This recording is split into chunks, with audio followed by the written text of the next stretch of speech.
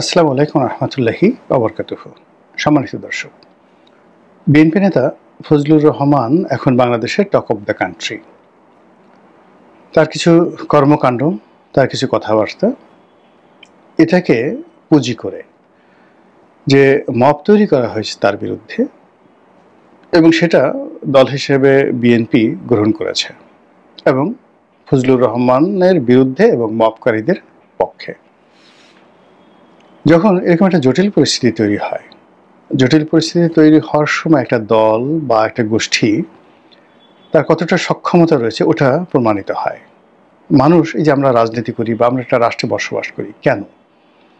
আমার একটা নিরাপত্তার জন্য, আমার একটা সঙ্গী সাথীর জন্য। আমি যদি জঙ্গলে বসবাস করতাম তাহলে আমার সমস্যা কী ছিল? সেখানে আমি একা থাকতাম, পিওর অক্সিজেন, কারোর সঙ্গে আমার কোনো কিছু শেয়ার করতে হতো না, আমার জীবনের প্রয়োজনগুলো খুব অল্প। আমি একটি মাছ শিকার করতাম, একটা পাখি শিকার করতাম, সেটাকে বারবিকিউ করে খেলে এই 2-3 দিন চলে যেত। টারজানের মতো এই গাছে বেড়াতাম, ও গাছে বেড়াতাম। আধুনিক যুগে অসাধারণ একটা জীবন। তো সেগুলো বাদ দিয়ে এই সমাজে আমি যে বসবাস করছি, কেন? আমি মানুষের সঙ্গ পছন্দ করি, আমি এই সমাজে নিজে থাকতে চাই এবং সমাজকে বাসযোগ্য করতে চাই। এরপর আমি কেন রাজনীতি করি? রাজনীতি করে আমার চিন্তা চেতনাগুলো আরও বৃহত্তর পরিসরে করার জন্য, এবং রাজনৈতিক দল আমি যে দল করি আমি তাদের জন্য জীবন দেব, তারা আমার জন্য জীবন দেবে, এই জন্যই তো। এখন সেক্ষেত্রে ফজলুর রহমানের মতো যারা আছেন, বিএনপি করেন বা অন্য যে রাজনৈতিক দল করেন, জামাত করেন, শিবির করেন, ওই দলটিতে তার যে কন্ট্রিবিউশন, সেই কন্ট্রিবিউশনটা সেই দল কীভাবে মূল্যায়ন করে তার উপরে নির্ভর করে যে ওই দলে তার অবস্থান কেমন। এক। দ্বিতীয়ত হলো যে ওই দলটি আদৌ কি টিকবে না, এটা নির্ভর করে যে সে তার ভালো যারা লোকজন তাদেরকে কিভাবে মূল্যায়ন করে, আর মন্দ যারা লোকজন রয়েছে তাদেরকে কিভাবে শাস্তি দেয়। এখন জনাব ফজলুর রহমান তার জীবনের ঝুঁকি নিয়ে সেই প্রথম দিন থেকে, আমি তো 2009 সন থেকেই তাকে দেখে আসছি, বা তারও আগে, মানে যেদিন থেকে তিনি বিএনপিতে যোগদান করছেন সেই দিন থেকে তিনি আওয়ামী লীগের বিরুদ্ধে যে সকল কথাবার্তা বলেছেন এবং বিএনপিকে পলিটিক্যালি এমন একটা জায়গাতে তিনি নিয়ে গেছেন, বিশেষ করে মুক্তিযুদ্ধের ক্ষেত্রে এই দলটির গুরুত্ব, মুক্তিযোদ্ধাদের আশ্রয় প্রদানকারী দল হিসেবে এই দলটির মান সম্মান ইজ্জত, এবং তারা যে রাজনীতি ধারণ করে বাংলাদেশের জাতীয়তাবাদ, এই বাংলাদেশের জাতীয়তাবাদ যে বঙ্গবন্ধু শেখ মুজিবুর রহমানের বাঙালি জাতীয়তাবাদের চাইতে বর্তমানে বেশি প্রভাবশালী, তার প্রমাণ হলো আওয়ামী লীগে ফজলুর রহমান সাহেবের মতো প্রথিতযশা লোকজন, হাবিবুর রহমান হাবিবের মতো প্রথিতযশা লোকজন তারা এসে বিএনপিতে আশ্রয় নিয়েছে। তো এই ন্যারেটিভটা মানে বিএনপি চালু করে তারা লাভবান হয়েছে, সবসময়তে লাভবান হয়েছে। ধরুন আপনি বিএনপির যে প্রতিষ্ঠা, সে প্রতিষ্ঠা হয়েছিল আওয়ামী লীগের শ্রেষ্ঠতম লোকদের দ্বারা। বিএনপি যে সকল লোক প্রতিষ্ঠা লগ্নে ছিলেন, আমি 3 জন লোকের নাম বলি। আবুল মনসুর আহমদ, যিনি এখন মাহফুজা নাম সাহেবের বাবা। আরেকজন হলো আব্দুল হামিদ চৌধুরী, বঙ্গবন্ধুর খুব ঘনিষ্ঠ বন্ধু, 1954-এর সংসদ সদস্য, অ্যাডভোকেট আব্দুল হামিদ চৌধুরী, ফরিদপুরের ঠ্যাঙ্গামারিতে বাড়ি। তৃতীয় ব্যক্তি ছিলেন ফেরদৌস আহমেদ কুরেশি, ঢাকা বিশ্ববিদ্যালয়ের ডাকসুর সভাপতি ছিলেন, ছাত্রলীগের সভাপতি ছিলেন। এইভাবে আরও অনেকে। তো আওয়ামী লীগের সর্বোচ্চ মেধাবী, অভিজাত, ভালো বংশীয়, লেখাপড়া জানা লোকগুলো যারা আওয়ামী লীগে থাকতে পারেনি, তাদের চলে আসার কারণেই 75-এর 15ই আগস্ট সৃষ্টি হয়েছে।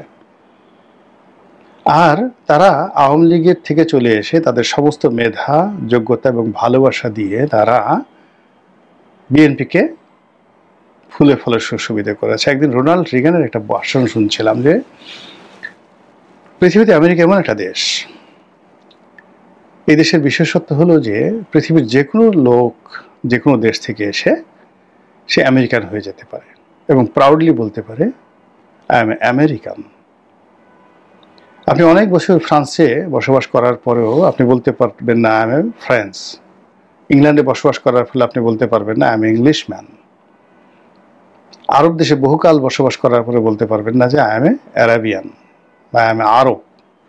বাট আপনি মানে পৃথিবীর যে কোনো দেশ থেকে গিয়ে একটা মার্কিন পাসপোর্ট পেয়ে যেতে পারেন খুব সহজে, এবং যেদিন পাসপোর্ট পাবেন ওই সমাজে বুক চাপড়ে আপনি বলতে পারেন I M a proud American.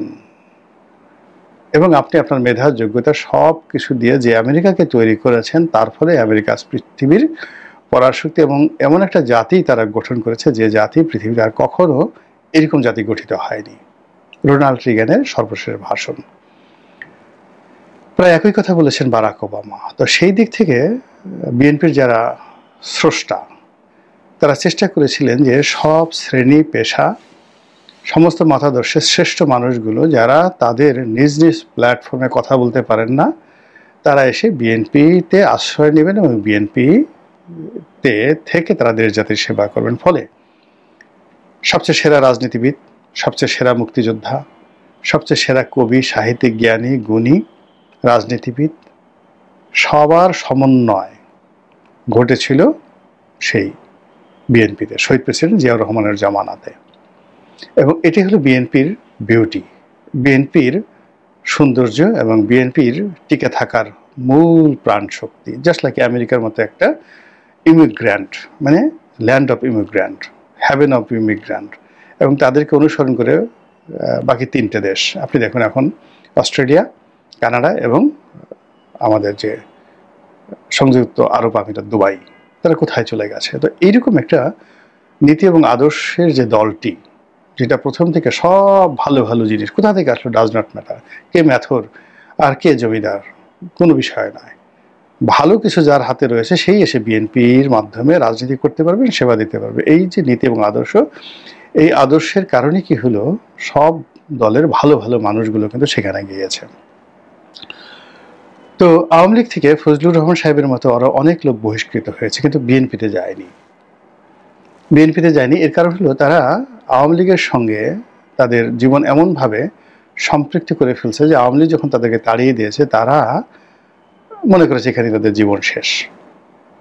তারা আর রাজনীতির কথা চিন্তা করেনি, আর দেশের কল্যাণের কথা চিন্তা করেনি। অনেকে বিকল্পভাবে আওয়ামী লীগ থেকে বের হয়ে বিকল্প দল যেমন গণফোরাম, বাকশাল করার চেষ্টা করেছেন, কিন্তু তারা যারা ফেল করেছেন তারা আবার আওয়ামী লীগে ফিরে গেছেন বা চুপচাপ হয়ে গেছেন। কিন্তু যে সমস্ত মানুষ বিএনপিতে এসেছে, সেটা মওদুদ আহমেদ বলেন, সালাউদ্দিন কাদের চৌধুরী বলেন, শাহ মুয়াজ্জেম বলেন, কাজী জাফর আহমেদ বলেন, যারাই এসেছে তারা সবাই অ্যাম্বিশাস।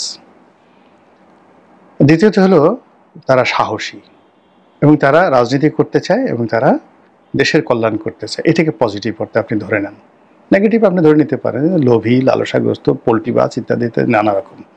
কিন্তু এরকম অ্যাম্বিশন না থাকলে কেউ বিএনপিতে আসতো না, এবং বিএনপি এদেরকে দিয়েই আজকের এই জায়গাতে। আপনি একজন কে মুবাইদুর রহমান, একজন শাহ মুয়াজ্জেম হোসেন, একজন মওদুদ আহমেদ, কিংবা বিএনপির পুরোটাই তো মাইগ্রেন্ট। কিন্তু অন্যদিকে বিএনপির যারা হোমোজিনিয়াস ছাত্র দলের মাধ্যমে যাদের রাজনীতিতে পুনর্বাসিত হয়েছে, তারা কিন্তু কেউ বিএনপিতে নেই। নীরু বাবলু কোথায় আছে? মালেক রতন অভি কোথায় আছে? তারা কি আছে বিএনপিতে? আর যারা আছেন যেমন আমানুল্লাহ মান, খায়রুল কবির খোকন, তারপরে ফজলুল হক মিলন, নাজিমউদ্দিন আলম, তারা তো বিএনপির নোবডি, ইফেক্টিভ না। এখন জানেন বিএনপির যারা আছেন, নজরুল ইসলাম খান আছেন, কোথা থেকে আসছেন? জয়নাল আবেদিন ফারুক ছাত্রলীগ করতেন। তারপরে আপনি মির্জা ফখরুল সাহেব কোথা থেকে আসছেন?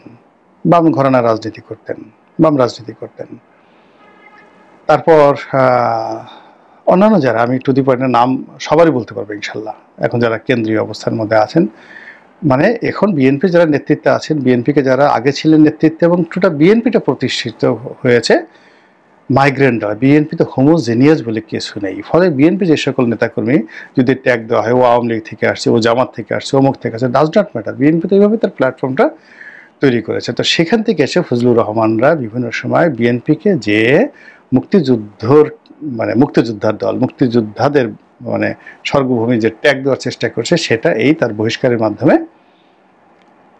মানে বিএনপির এই অর্জনগুলোকে আবার সেই তাকে জামাতের ক্যাটাগরিতে, জাতীয় পার্টির ক্যাটাগরিতে ফেলে দেওয়া হলো। অর্থাৎ আওয়ামী লীগ যেভাবে তারা গালাগালি করতো, এটা স্বাধীনতা বিরোধী একটি দল, মুক্তিযুদ্ধের সাথে কোনো সম্পর্ক নাই, এরা মানে ধর্মাশ্রয়ী ইত্যাদি ইত্যাদি, এরা চক্রান্তকারী, এই জিনিসগুলো, সুবিধাবাদী এই জিনিসগুলো, এই যাকে বলা হয় মাইগ্রেট, অর্থাৎ আপনি চিন্তা করেন যে কে এম ওবায়দুর রহমান সাহেব দল থেকে চলে গেছেন, আবার তাকে দলে আনা হয়েছে কেন?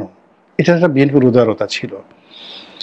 তো এনিওয়ে, এই ফজলুর রহমান সাহেবকে যে এখান থেকে 3 মাসের জন্য স্থগিত করে দেওয়া হলো, তার বয়স এখন 78 বছর, তার তো আর ফিরে আসার কোনো সম্ভাবনা নাই। কিন্তু কি হয়েছে, বিএনপি বিরোধী যে শক্তি এখন কিন্তু আওয়ামী লীগ নয়, বিএনপি বিরোধী শক্তি জামাত। তারা মোর ক্যালকুলেটিভ, মোর ইফেক্টিভ, এবং হয়তো ফজলুর রহমান মরে গেলেও জামাতের সাথে যাবে না, জামাতের নাম শুনলেও যাবে না, কিন্তু এমন একটা পরিস্থিতি আমাদের মিডিয়া জগৎকে তৈরি করা হয়েছে, খুব ম্যাটিকুলাসলি ফজলুর রহমান সাহেবের মুখ দিয়ে এমন কিছু কথা বের করে আনা হবে, যেই কথাগুলোর কারণে বিএনপির যে রাজনীতি, সেই রাজনীতির ব্যারোমিটার জামাতের নিচে চলে আসবে। যেমন যদি বলা হয় বিএনপির গর্বটা কি, মুক্তিযুদ্ধ, কিন্তু মুক্তিযুদ্ধের ইতিহাস যদি ফজলুর রহমানকে দিয়ে বিভিন্ন ইউটিউব চ্যানেল, বিভিন্ন চ্যানেলে 71-এর আগ পর্যন্ত যদি খালি ভাইব তৈরি করে, তো 71-এর 25শে মার্চ পর্যন্ত যদি ইতিহাস খালি বলতে শুরু করে মানুষ, তো সেখানে তো আসলে আওয়ামী লীগ, বঙ্গবন্ধু, 6 দফা, হোসেন শহীদ সোহরাওয়ার্দী, এগুলো ছাড়া কোনো কিছু পাওয়া যাবে না। এবং ওই কথাগুলো তার তো মুখস্থ, এমনভাবে ন্যারেটিভ তার দ্বারা বের করে নিয়ে আসা হবে যে মানুষ নতুন করে আবার একটা নতুন ইতিহাসে উজ্জীবিত হবে, এবং সেই শব্দ, তাল, লয় ফজলুর রহমানের আছে। এবং আপনি বিএনপি এটা বলতে পারবেন না যে না, সে তো কোনো কথা বলছে না, সে তো বাংলাদেশের ইতিহাস বলছে। এই গেল একটা।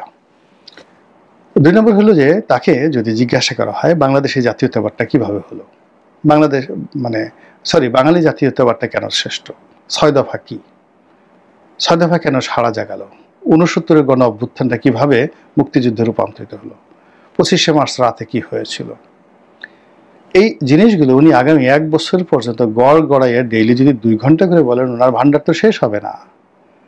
তো সেই জায়গাটাতে বিএনপির যে গর্বের জায়গাগুলো, বিএনপিকে যে মানুষ ভোট দিবে, সেই ভোট দেওয়ার যে তার যেটা লিগেসি থাকবে, সেই লিগেসি তো আর থাকলো না।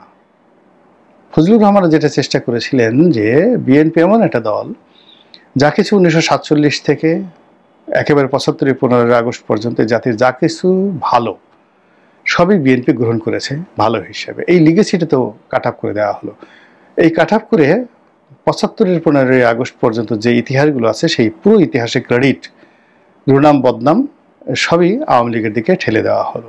ফলে বিএনপিকে শুরু করতে হবে 1975 সনের 7ই নভেম্বর থেকে, বা 8ই নভেম্বর, নভেম্বর মাসের 8 তারিখ থেকে তাকে ইতিহাস শুরু করতে হবে। এবং সেই ইতিহাস বলার মতো একজন লোকও বিএনপিতে নাই, আশেপাশে নেই, সেই কথক নেই, সেই লেখক নেই। অন্যদিকে তাদের যারা প্রতিপক্ষ এই মুহূর্তে জামাত, তাদের কিচ্ছু বলতে হবে না, তারা খালি বলবে চাঁদাবাজ, তারা খালি বলবে যে পালিয়ে গেছে, আমরা তো পালাইনি। যখনই পালিয়ে গেছে, পালায় নেই, তখনই তারেক রহমান সাহেবের নাম আসবে, শেখ হাসিনার নাম আসবে। জামাত তো পালাই যায়নি।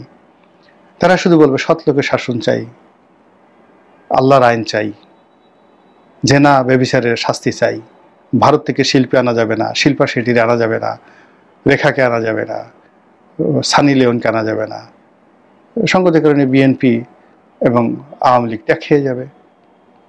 আর এই সকল যে বিষয়গুলো আছে, ডবলভাবে যদি আগামী মাত্র 60-70 দিন, এই 3 মাস মানে 90 দিন যদি ট্যাগ করা হয় এই জিনিসগুলো, তাহলে এটা চলতেছে আগস্ট মাস শেষ, সেপ্টেম্বর, অক্টোবর, নভেম্বর, ডিসেম্বরে যদি নির্বাচনের শিডিউল ঘোষণা করা, এই 3 মাসেই তো বিএনপির পক্ষে কথা বলার মতো একটা লোক খুঁজে পাওয়া যাবে না, একটা ন্যারেটিভ খুঁজে পাওয়া যাবে। আপনি আওয়ামী লীগের বিরুদ্ধে এখন গাল দিলে তো হবে না। এখন আওয়ামী লীগ তো মাঠে নেই, নির্বাচন আসবেও না, সম্ভাবনা না। নির্বাচন হবে যদি হয় জামাতের সাথে, চরমোনাইয়ের সাথে, আর এনসিপির সাথে বিএনপির। তাহলে জামাতের সঙ্গে বিএনপির যে মূল অস্ত্র, জামাত যেটা বলছে বিএনপি অসৎ, বিএনপি চাঁদাবাজ, বিএনপি দখলবাজ, বিএনপি টাকা পাচার করে, বিএনপি শেয়ার মার্কেট লুট করে, এই জিনিসগুলো তারা বলতে থাকবে। আর তাদের পক্ষে যে কথাগুলো সুন্দর করে বলবে যে তারা ৭১-এর রাজাকার, আলবদর, স্বাধীনতা বিরোধী, রাজনীতিতে এই জিনিসগুলো, জামাতকে আক্রমণ করার মতো শক্তি বিএনপির কার আছে কে বলবে বলেন? হু উইল টেল ইট? কাকে দিয়ে আপনি এই কথাগুলো বলাবেন বলেন? তো যাকে দিয়ে বলাবেন সেই মুখগুলো কারা?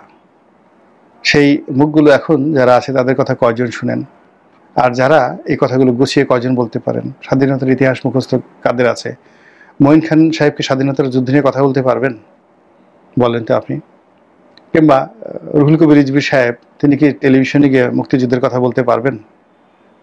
অথচ জামাতের বিরুদ্ধে তাকে যদি লড়তে হয় বিএনপির, তার প্রথম শেষ এবং একমাত্র অস্ত্র হলো মুক্তিযুদ্ধ। মুক্তিযুদ্ধ বলার সাথে সাথে যে ন্যারেটিভটা তৈরি হয়ে যাবে, পুরো আওয়ামী লীগের যে ভোট ব্যাংক থেকে শুরু করে সব কিছু তার দিকে ছুটতে থাকবে। ঠিক এই জায়গাগুলো বন্ধ হয়ে গেল। আর দ্বিতীয়ত, এই জায়গাগুলো যদি আবার আওয়ামী লীগের দিকে ফিরিয়ে দেওয়া হয়, অর্থাৎ শুধু যদি ৪৭ থেকে ১৯৭১ সনের ২৫শে মার্চ পর্যন্ত ইতিহাস ফজলুর রহমানরা, রুমিন ফারহানারা শুধুমাত্র ইতিহাস বর্ণনা করতে থাকেন, যে ইতিহাসের মধ্যে একটি বারের জন্য জিয়াউর রহমান সাহেবের নাম আসবে না, একটি বারের জন্য বিএনপির নাম আসবে না, একটি বারের জন্য তারেক রহমানের নাম আসবে না, আর এই পুরো জমানাতে যদি তারা একবারও জামাতের বিরুদ্ধে একটা টু শব্দ না করেন, একটা সিঙ্গেল টু শব্দ না করেন, তাহলে আল্লাহর আইন, সৎ শাসন, এই পুরো জিনিসগুলো প্রত্যেকটা প্রতিষ্ঠিত হয়ে যাবে সমাজে।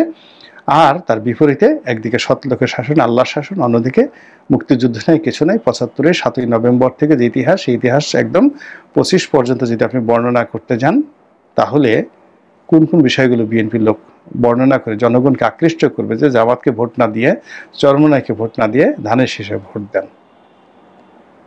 কি জটিল পরিস্থিতি তৈরি হতে যাচ্ছে, আপনারা কি বুঝতে পেরেছেন? আল্লাহ আমাদের সবাইকে হেদায়েত দান করুন এবং হেফাজত করুন।